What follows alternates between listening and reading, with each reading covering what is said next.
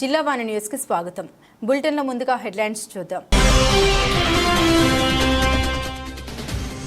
గతంలో జగన్ విధ్వంసంతోనే తన పాలన ప్రారంభించాడని వెల్లడించిన ముఖ్యమంత్రి. అమరావతిలో జరిగిన కలెక్టరేట్ సమావేశంలో కలెక్టరేట్ ని కూల్చివేతను వివరించిన చంద్రబాబు నాయుడు.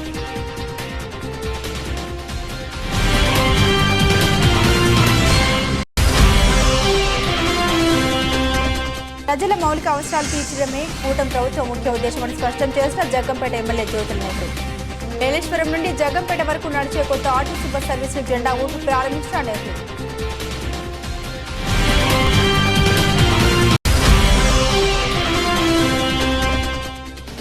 కసిన్కోట్ల జగనన్న కాలనీలో ఇల్లు కూల్చివేసిన ఘటనకు సంబంధించి బాధితుల్ని పరామర్శించిన వైసీపీ నాయకులు. దాడికి పాల్పడ్డ వారిపై కఠిన చర్యలు తీసుకుని అధికారులకు ఫిర్యాదు చేస్తామన్న మలసల భరత్.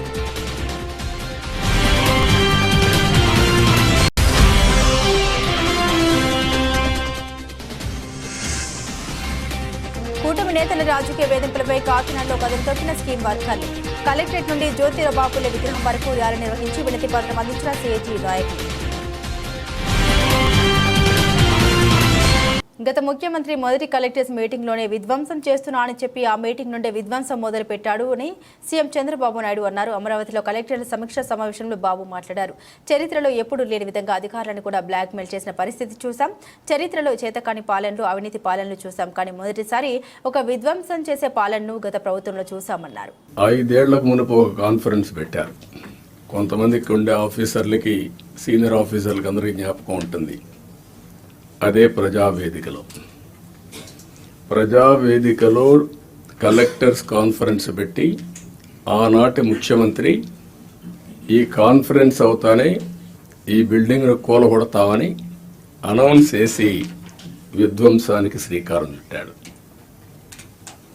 అక్కడ నుంచి 5 ఏళ్ళు అన్ని రంగాల్లో ఒక రంగం అని మిగలలేదు.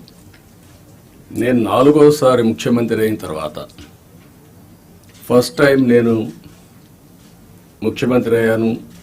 ఇబ్బందులున్నాయి, ఆర్థిక ఇబ్బందులున్నాయి. కానీ ఆఫీసర్లో మొరేల్ చాలా హైగా ఉంది. అప్పుడు ఆ రోజు జరిగింది కాస్తో కూస్తో ఇన్ఎఫిషియన్సీ, లేకపోతే కొంత కరప్షన్. ఇప్పుడు అట్లా కాకుండా విధ్వంసం, పనిచేసే ఆఫీసర్లందరినీ పక్కన పెట్టడం, ఆఫీసర్లు కూడా బ్లాక్మెయిల్ చేయడం, ఒకటి కాదు అన్నీ కలిసి ఈరోజు ఈ స్టేజ్కి నేను ఎప్పుడూ చూడనంత ఒకటి బ్రాండ్ ఏపీ దెబ్బతినింది. ఆఫీసర్ల యొక్క మనోభావాల్ని దెబ్బతీశారు. ఢిల్లీకి పోతే ఒకప్పుడు Andhra bureaucracy one of the best bureaucracy, మీరు గుర్తుపెట్టుకోవాలి. ఇక్కడి నుంచి పోయిన ఐఏఎస్ ఆఫీసర్స్ సక్సెసివ్ 3-4 ఐటీ సెక్రటరీలు అయ్యారు కంటిన్యూగా. ఇక్కడ నుంచి పోయినటువంటి ఫైనాన్స్ సెక్రటరీస్ ఆర్బీఐ గవర్నర్లు అయ్యారు. ఇక్కడి నుంచి పోయిన వాళ్ళు కేంద్రంలో కీలక బాధ్యతలు వహించారు. వరల్డ్ బ్యాంక్ వెళ్ళారు. ఈరోజు మనం చూస్తూ ఉంటే ఆంధ్ర ఆఫీసర్స్ అంటే ఢిల్లీలో కూడా అన్టచబుల్స్ కింద, వీళ్ళు ఏమి చేయలేరు అనే పరిస్థితికి వచ్చారు. ఎప్పుడు కూడా మనం గుర్తుపెట్టుకోవాల్సింది, నేను ఇంత మునిపే మీతో చెప్పాను, ఒక చిన్న తప్పు జరిగితే కరెక్ట్ చేయొచ్చు, కానీ టోటల్గా విధ్వంసానికి గురైనటువంటి రాష్ట్రాన్ని మళ్ళీ పునర్నిర్మాణం చేయాలంటే ఎక్స్ట్రా ఎఫర్ట్స్ కూడా మనం అందరం పెట్టాల్సిన అవసరం ఉంది.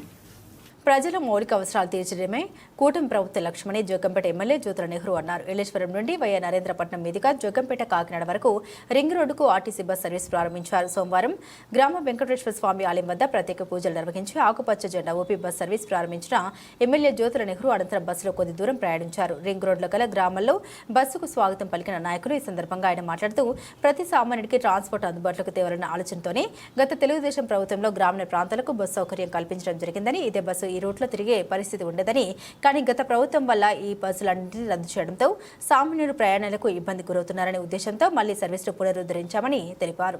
ఈ కార్యక్రమంలో Yeleswaram depot manager Satyanarayana, Telugu Desam party నాయకులు పాల్గొన్నారు. ప్రతి సామాన్యుడికి కూడా ట్రాన్స్పోర్ట్ అన్నది అందుబాటులోకి తేవాలనేటటువంటి ఆలోచనతో తెలుగుదేశం ప్రభుత్వంలో ఇదే బస్సు ఈ రూట్ అంటూ తిరిగేటటువంటి పరిస్థితి ఉండేది. ధర్మిలో వచ్చినటువంటి ప్రభుత్వం దాన్ని నిలుపుదల చేసింది. ఆర్టీసీ అంటే లాభ నష్టాలతో బేరీజ్ కాదు, సామాన్యుడికి అందుబాటులో ఉండాలి.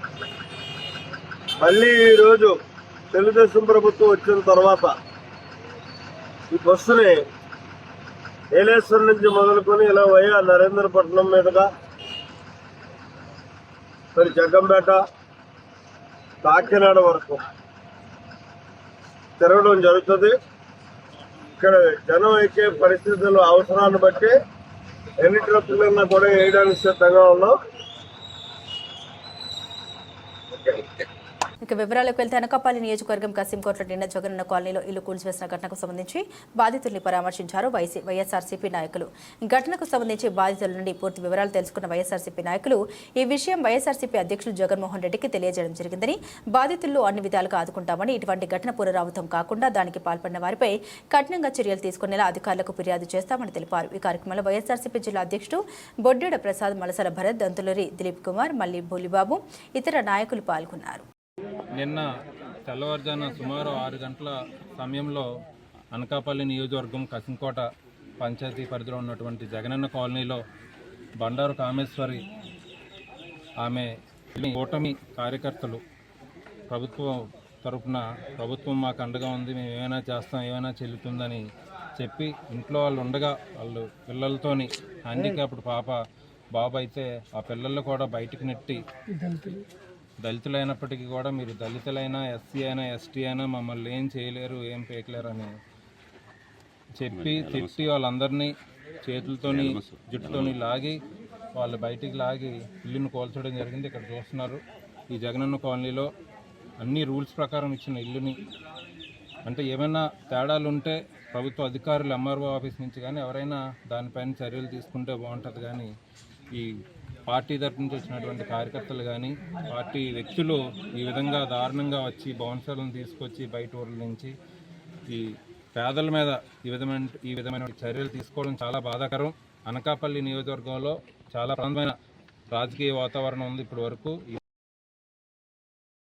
ఒకసారి నిన్న ఆల్రెడీ కంప్లైంట్ ఇచ్చారు మా కసింకోట నాయకులు అందరూ కలిసి, మళ్ళీ రేపు ఎస్పీ గారికి కంప్లైంట్ ఇచ్చి దీనిపైన చర్యలు తీసుకోవాలని పోరాడతాం.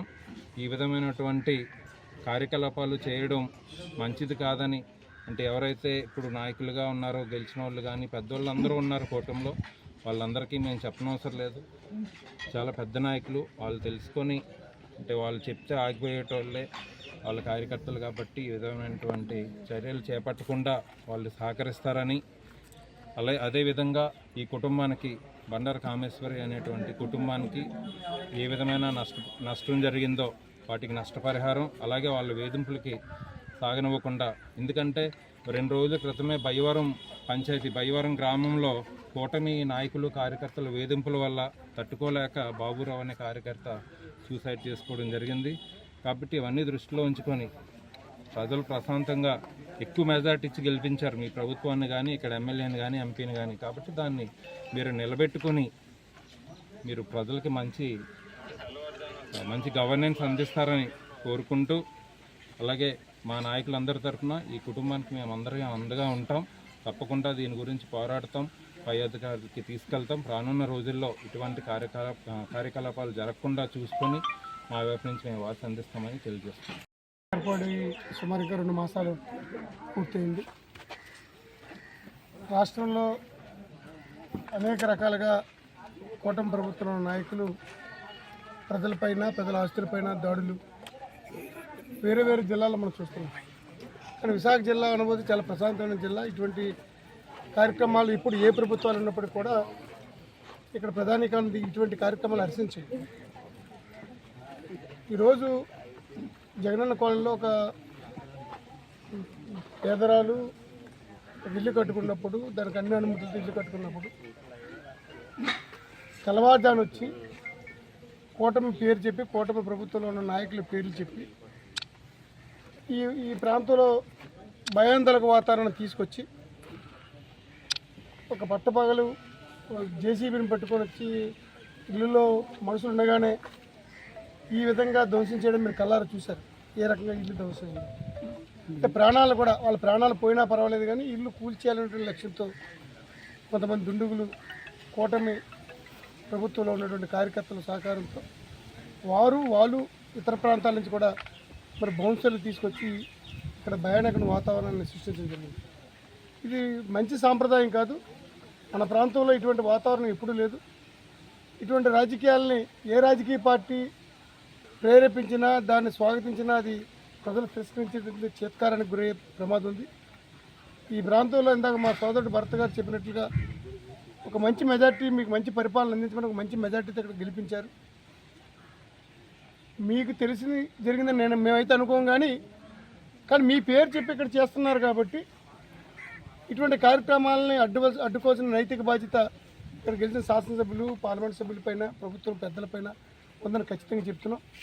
ఇటువంటి వాతావరణం మంచిది కాదు. ఇప్పుడు ఆ ఇల్లు కూల్చేశారు. నిజంగా అక్కడ ఎవరు భగవంతు దేవులు ఎవరు లోపల ఉండిపోయారు, బయట ఉంటే చనిపోయే ప్రమాదం కూడా ఉంది. ఖచ్చితంగా ఇటువంటి కార్యక్రమాలు వైఎస్ఆర్ కాంగ్రెస్ పార్టీ పూర్తిగా ఖండిస్తుంది. ఈసరికి ఇక్కడ శాసనసభ్యులుగా పోటీ చేసినటువంటి మా భర్త గారు పార్టీ అధ్యక్షుడు జగన్మోహన్ రెడ్డి గారి దృష్టికి కూడా ఈ విషయాన్ని తీసుకెళ్ళడం జరిగింది. పెద్దలు బొత్స సత్యనారాయణ గారి దృష్టికి తీసుకెళ్ళడం జరిగింది.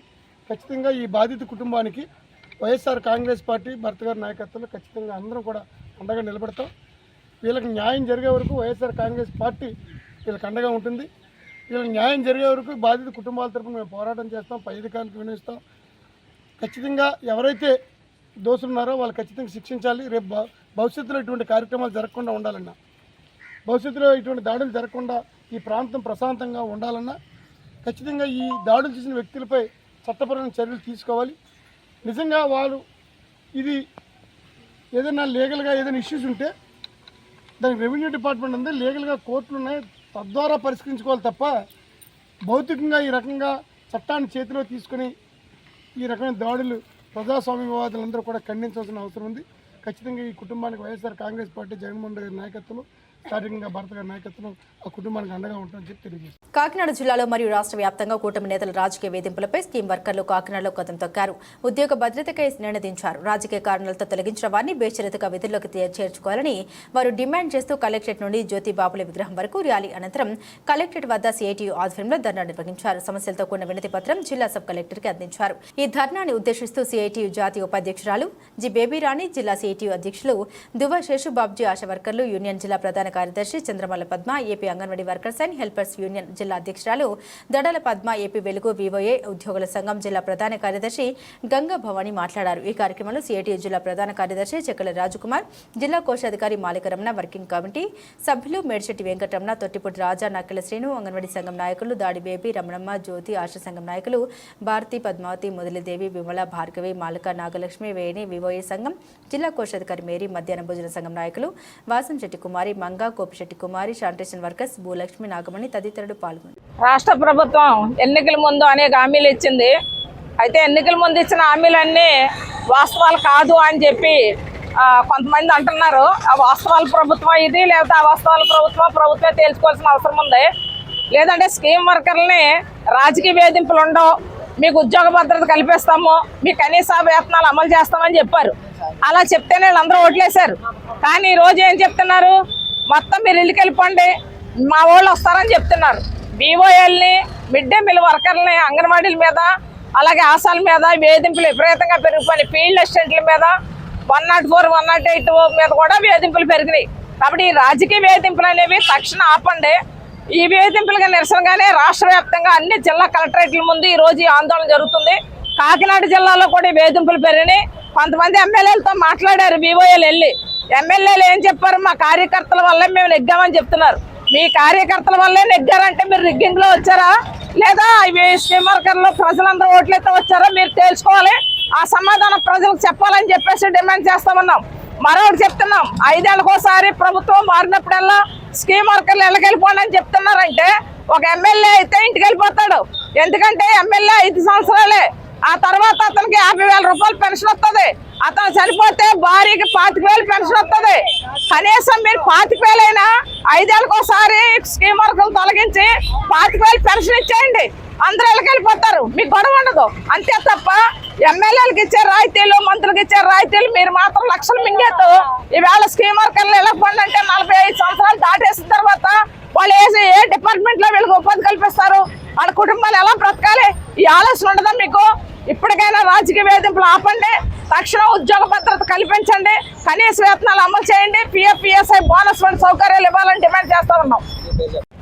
ప్రభుత్వం స్కీమ్ వర్కులపై చేస్తున్న అక్రమ దాడులకి నిరసనగా అన్ని కలెక్టరేట్లు ముందు ధర్నా చేయడం జరుగుతుంది. ప్రభుత్వం ఎన్నికల ముందు స్కీమ్ వర్కులందరికీ కూడా చాలా హామీలు ఇచ్చింది. ఉద్యోగ భద్రత కల్పిస్తామని, వేతనాలు పెంచుతామని, రాజకీయ వేధింపులు ఉండవని, మీకు ఏమాత్రం కూడా ప్రభుత్వం నుంచి ఒత్తిడి ఉండదని హామీలు ఇచ్చారు.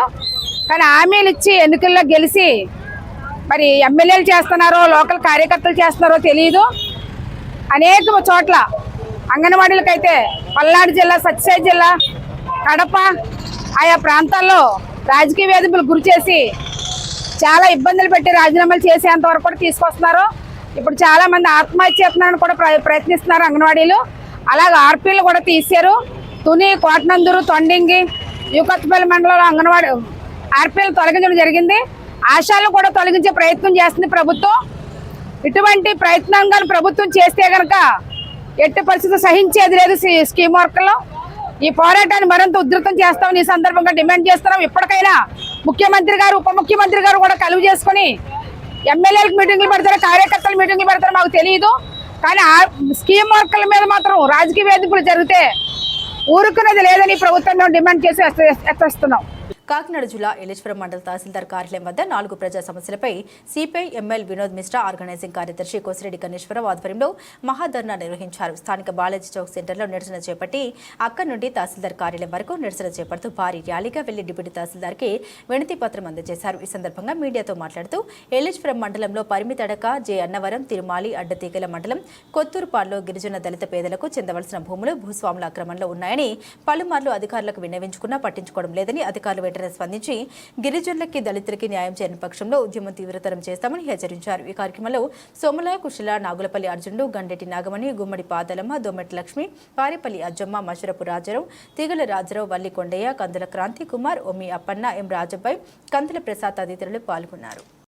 Kosireddy Ganeswara Rao, CPML Vinod Mishra organising committee కార్యదర్శిని.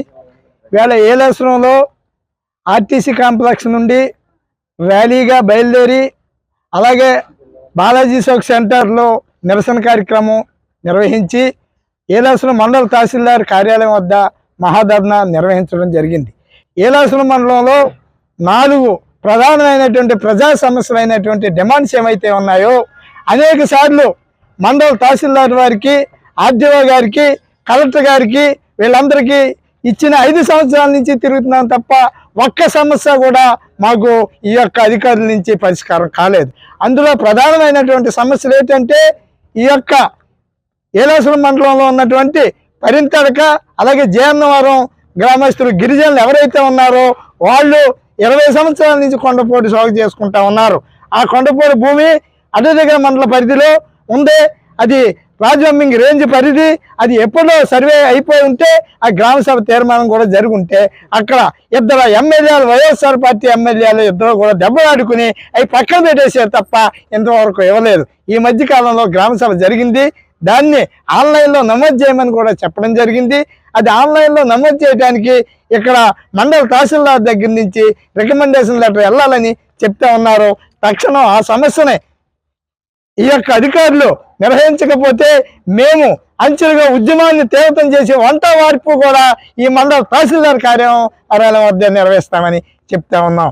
Majeti వారి సీలింగ్ భూమి ఏదైతే ఉందో జయన్నవరంలో 9 ఎకరాల భూమి అది ఆక్రమించుకుని అక్కడ ఉండేటువంటి జగన్మోహన్ రావు అనేటువంటి వ్యక్తి ఎవరైతే ఉన్నారో అతను ఆక్రమించుకుని అది అమ్మకం పెడతా ఉన్నాడో అది కుటుంబ సభ్యుల పేద పెట్టారు. అది హైకోర్టు కూడా డైరెక్షన్ ఇచ్చిన పేదలకు పంచమని. ఎప్పటి వరకు కూడా ఈ యొక్క మండల తహసీల్దార్ వారు సర్వే చేయించలేదు. అంటే ఈ యొక్క మండల తహసీల్దార్ వారు కూడా వాళ్ళలో కుమ్మక్కైపోయి ఉన్నారా అనేటువంటిది మాకు అనుమానంగా ఉందని మేము తెలియపరుస్తా ఉన్నాం. అలాగే ఇక యార్లగడ్డ సత్యనారాయణ చౌదరి అనే వ్యక్తి విజయవాడ అయింది. ఆయన 26 ఎకరాలు సీలింగ్ భూమి గయ్యాలి, అది కొంత సొంత భూమి కొని ఆ భూమిని పిల్లల పేరుని వాళ్ళ భార్య పేరుని అందరి పేరుని కూడా తప్పుడు రిజిస్ట్రేషన్ చేసుకుని ఎకరం 50 లక్షల రూపాయలకి అమ్మకానికి సిద్ధం చేసి ఉన్నారు. ఆ భూమిని 86 మందికి ఏలాసురం జయన్నవరం అక్కడ పేదలందరికీ కూడా అరెకరం చొప్పున పంచిపెట్టమని మేము హైకోర్టును కూడా ఆశ్రయించాం. ఇంతవరకు కూడా వాళ్ళకి నోటీసులు ఇవ్వలేదు. పక్క మన ఏలాసురంలో ఉన్నటువంటి తిరుమల గ్రామం, ఆ తిరుమల గ్రామంలో వారి కుటుంబీకులు భూమి ఎక్కువైపోయి వాళ్ళు భూదాన పోటీకి రాశారు.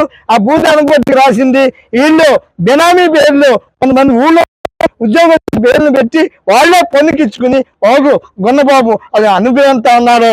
దీన్ని హైదరాబాదు భూదాన పోటీకి తెలియపరచగా వాళ్ళు నోటీసులు పంపి అనర్హులందరినీ రద్దు చేసి అక్కడ దళితులకి పట్టాలు ఇవ్వడం జరిగింది.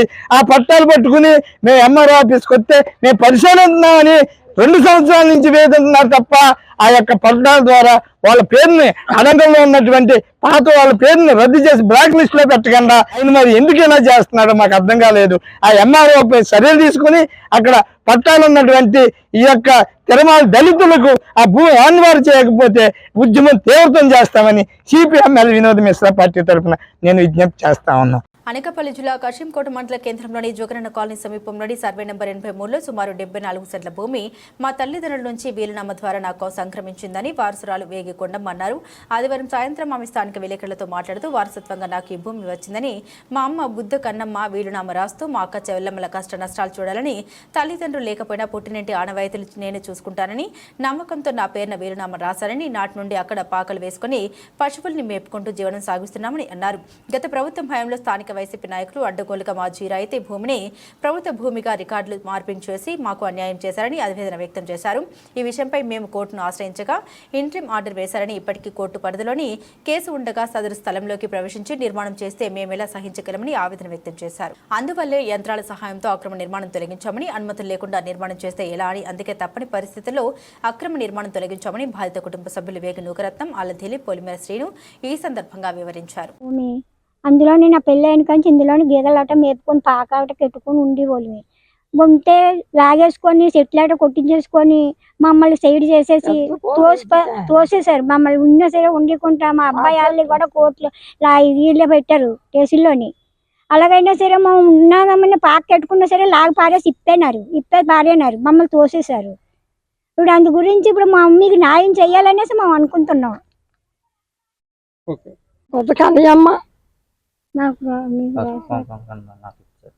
నాకు రాశారు పసుపు కుంకుమ కింద ముగ్గురు అప్పలు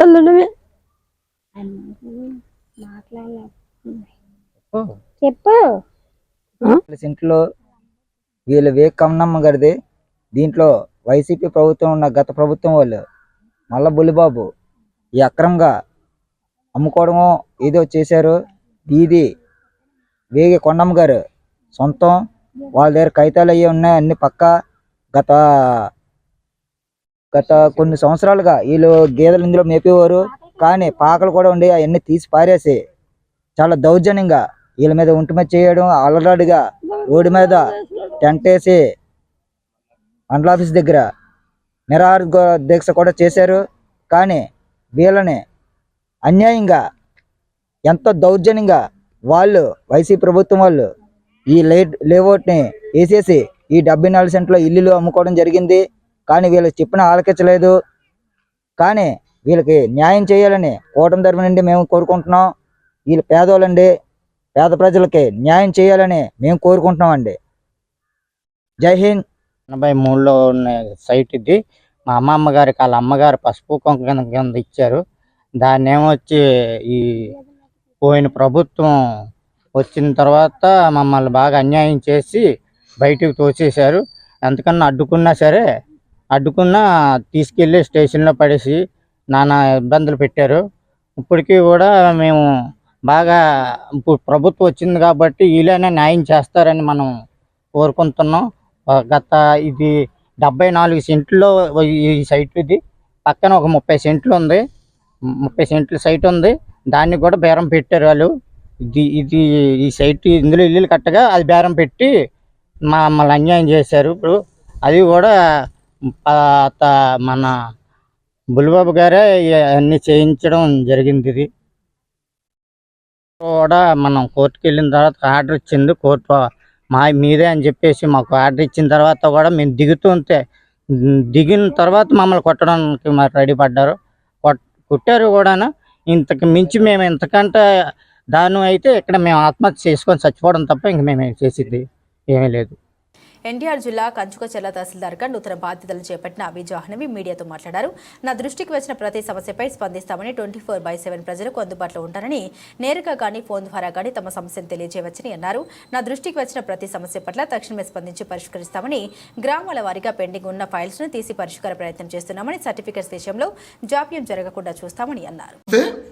మీరు కంచుకచర్ల తహసీల్దార్గా పదవీ బాధ్యతలు చేపట్టారు కదా, మరి కంచుకచర్లలో ఉన్నటువంటి రెవెన్యూ సమస్యలపై మీరు ఎలాంటి ఆలోచన కలిగి ఉన్నారు? ప్రజలకు మీరు ఏం చేయాలనుకుంటున్నారు? అందరికీ నమస్కారం అండి. కంచుకచర్ల ప్రజలకి నమస్కారం. నేను 2/8/2024 దాకా కంచుకచర్ల తహసీల్దార్గా బాధ్యతలు స్వీకరించున్నాను.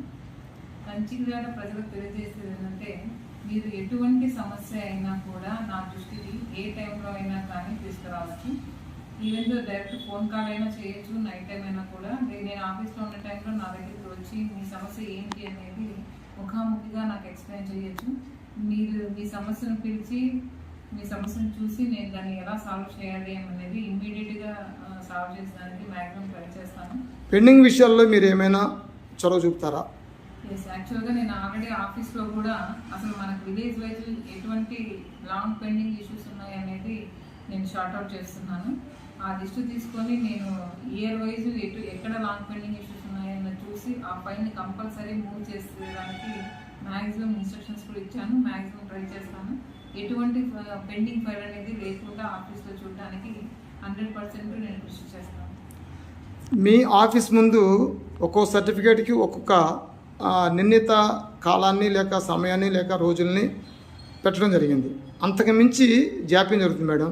మరి అది మ్యాక్సిమం టైం మీకు ఇచ్చింది, అంతకంటే తక్కువలో చేస్తారా, అంతలో చేస్తారా? ఏ రోజైతే మాకు డిఆర్ఓసీ నుంచి ఎంక్వైరీ జరిగి మా ఆఫీస్కి ఫైల్ వస్తుందో ఇమ్మీడియట్గా అదే రోజు నా ఫైల్ నా టేబుల్ పైన ఎటువంటి పెండింగ్ అనేది ఉంచుకోను. నాకు అదొక బ్యాడ్ హ్యాబిట్, గుడ్ హ్యాబిట్ అనేది ఉంది. ఏ రోజు వచ్చిన ఫైల్ ఆ రోజు ఇమ్మీడియట్గా నేను డిస్పోజ్ చేస్తాను. ఏదైతే మీరు అంటున్నారో ఇంతకుముందు డిలే జరుగుతుంది అనేది అలాంటిది నేను వచ్చినప్పటి నుంచి ఎట్టి పరిస్థితుల్లో జరగదండి. కంపల్సరీగా ఇఫ్ ఎనీబడి ఎమర్జెన్సీ ఎవరికైనా రేపే సర్టిఫికేట్ కావాలా అని ఉన్నా కూడా వాళ్ళు నా దృష్టికి తీసుకొస్తే ఆ సర్టిఫికేట్ని నేను అదే రోజు ఇవ్వడానికి 100% చేసిస్తాను. ప్రజలకు మీరు 24 hours into 7 అందుబాటులో ఉంటా అంటున్నారు, అది నిజమైన నమ్మొచ్చు అంటారా? ఎస్, నేను 24/7 మీరు ఏ టైం అయినా కానీ నాకు ఫోన్ కాల్లో నాకు కాల్ చేసి మీ సమస్య ఏంటి అని నాకు చెప్పచ్చు. నేను ఆఫీస్లో ఉన్న టైంలో మీరు ఇండివిజువల్గా వచ్చైనా కూడా నాకు ఏంటి అనే సమస్య చెప్తే నేను దాన్ని పరిష్కరిస్తాను. అంటే ముఖాముఖిగా కలవచ్చు, లేదంటే కాల్ ద్వారా తెలియపరచవచ్చు. ఖచ్చితంగా మీరు కాల్ లిఫ్ట్ చేస్తారు మేడం? ఎస్, నేను నైట్ టైం అయినా కూడా ఖచ్చితంగా కాల్ లిఫ్ట్ చేస్తాను. జనరల్గా ఎంఆర్ఓ గారి నెంబరు అసిస్టెంట్లో ఎవరో పెట్టుకుంటారు కదా, మీకు అలాంటిది ఏమైనా అలవాటు ఉందా?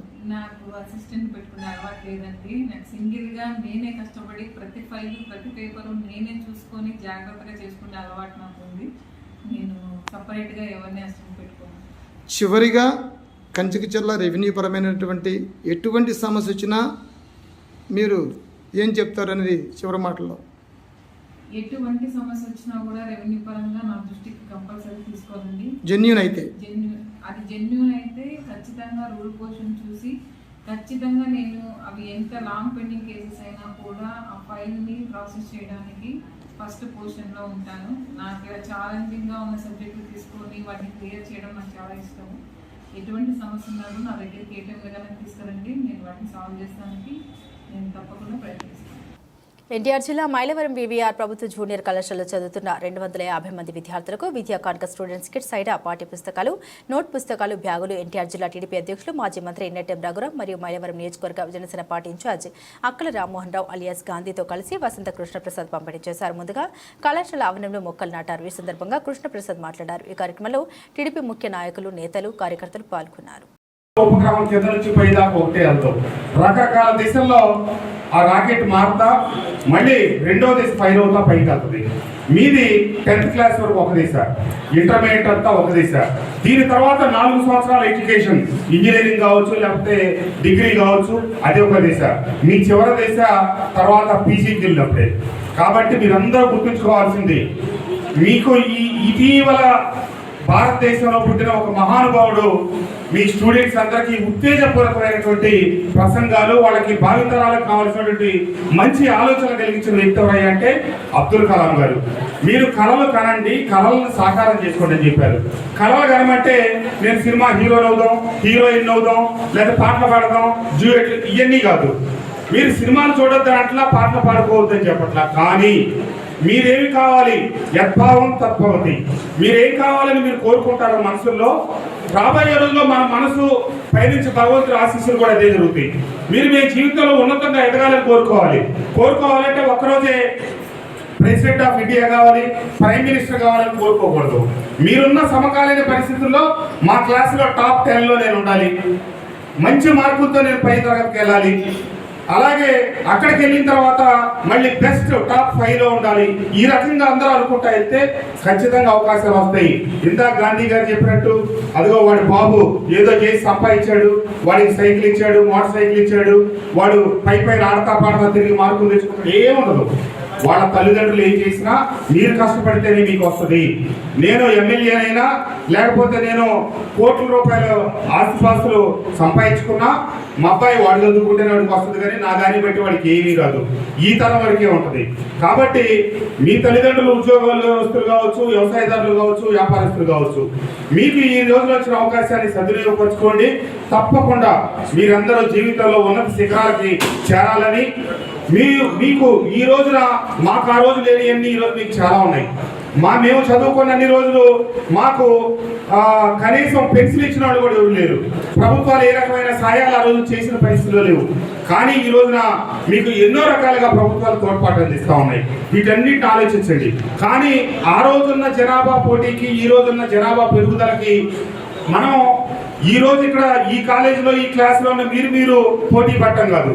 మీరు మన ఆంధ్రప్రదేశ్తో పోటీ పడాలి, భారతదేశంతో పోటీ పడాలి, ప్రపంచ దేశంలో ఉన్నటువంటి 600 కోట్ల జనాభాతో పోటీ పడాలనే ఒక వాస్తవాన్ని గమనిస్తే మీరు ఎంత కష్టపడాల్సిన అవసరం ఉందో తెలుసుకోండి.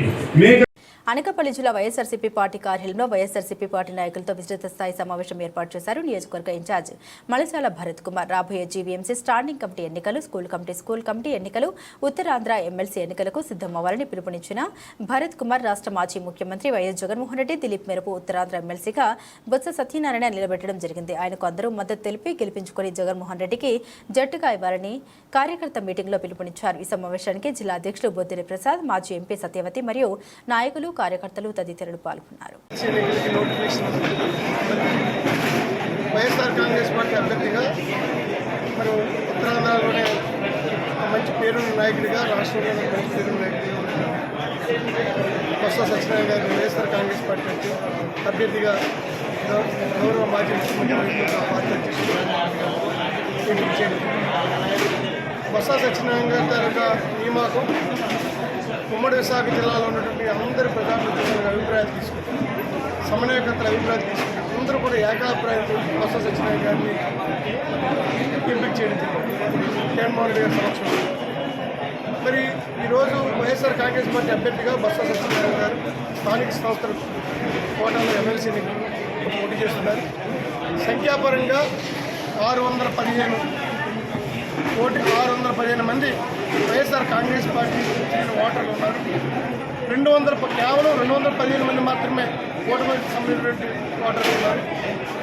గతంలో వైఎస్ఆర్ కాంగ్రెస్ పార్టీ ఎంపీటీసీలు, జెడ్పీటీసీలు మరి ఎక్కువ మొత్తంలో మరి ఉమ్మడి విశాఖ జిల్లాలో ప్రజలు ఎంపిక చేయడం జరిగింది. దానివల్ల 615 ఎక్కడ 215 సుమారు 400 ఓట్లు వ్యత్యాసం.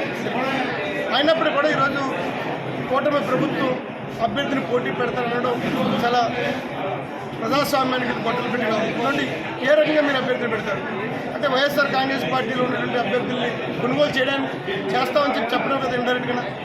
మరి చంద్రబాబు నాయుడు గారు ముఖ్యమంత్రి గారు అనేక సందర్భాల్లో మేము అవినీతికి ఆస్కారము, అవినీతిగా పరిపాలన అందిస్తాం, కూటమి ప్రభుత్వం మంచి పరిపాలన అందిస్తామని చెప్తున్నారు. మీరు ఈ 2 మాసాల్లో మీరు ఏ రకంగా ప్రజలకు ఇటువంటి మెసేజ్ ఇవ్వడం ఎంతవరకు కరెక్ట్, ఎంతవరకు సొల్యూషన్ అడుగుతున్నాం.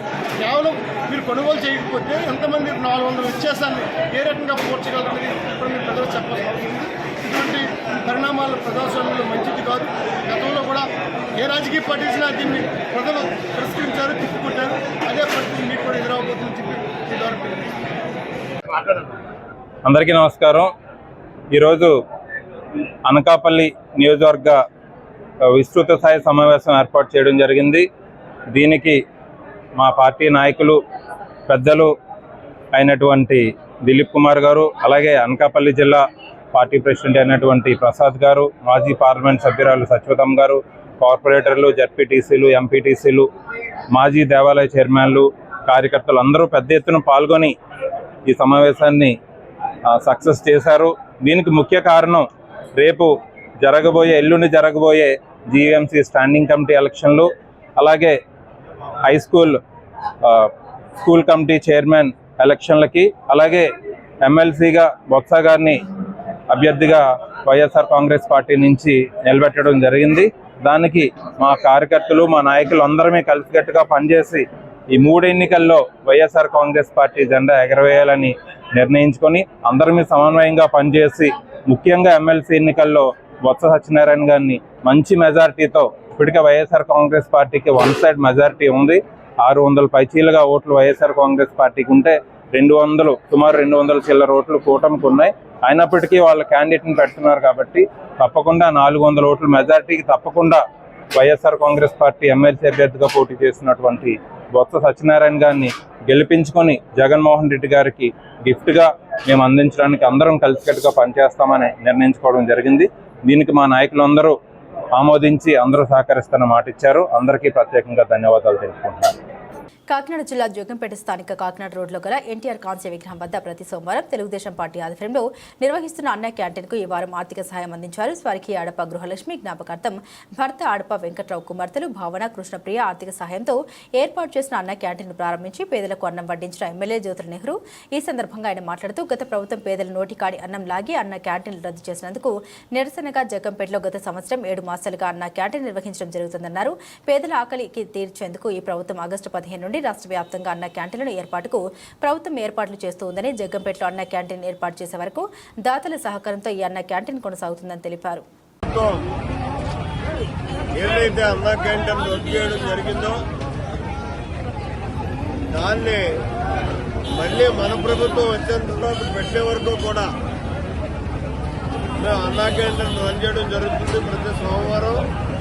అందులో భాగంగానే ఇవాళ కూడా సోమవారం నాడు అన్నార్థులందరికీ అన్న క్యాంటీన్ ద్వారా అన్నం పెట్టడం జరుగుతుంది.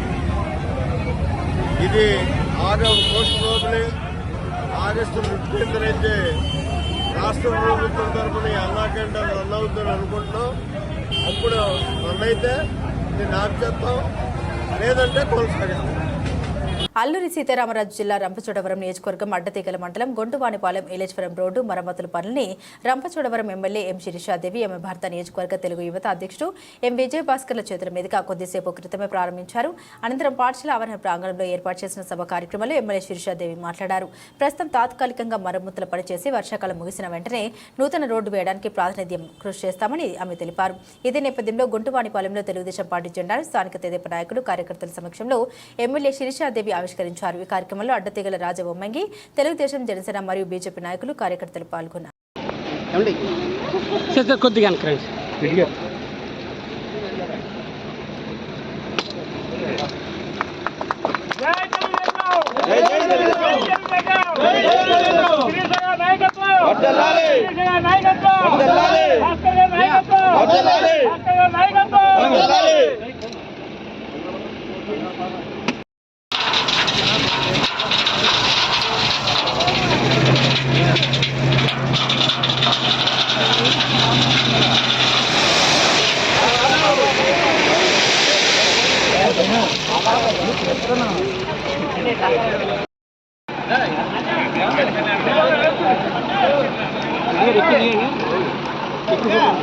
బులెటిన్ ముగించే ముందు హెడ్లైన్స్ మరోసారి.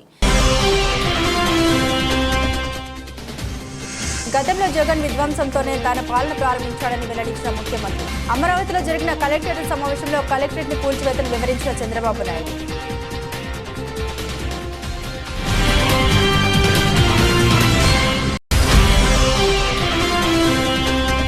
ప్రజల మౌలిక అవసరాలు తీర్చడమే కూటమి ప్రభుత్వం ముఖ్య ఉద్దేశమని స్పష్టం చేసిన జగ్గంపేట ఎమ్మెల్యే జ్యోతుల నెహ్రూ. ఏలేశ్వరం నుండి జగ్గంపేట వరకు నడిచే కొత్త ఆర్టీసీ బస్ సర్వీసులు జెండా ఊపి ప్రారంభించిన నెహ్రూ.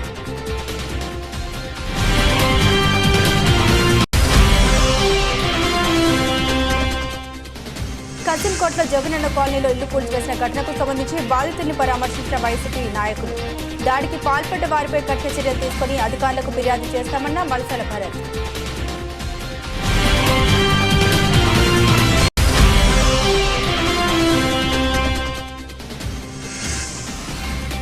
కూటమి నేతల రాజకీయ వేధింపులపై కాకినాడలో కథం తొక్కిన స్కీమ్ వర్కర్లు. కలెక్టరేట్ నుండి జ్యోతిరాబాపులే విగ్రహం వరకు ర్యాలీ నిర్వహించి వినతి పత్రం అందించిన సిఐటి నాయకులు. ఇవి బులెటిన్ అప్డేట్స్. మరిన్ని అప్డేట్స్ కోసం చూస్తూనే ఉండండి జిల్లావారీ న్యూస్.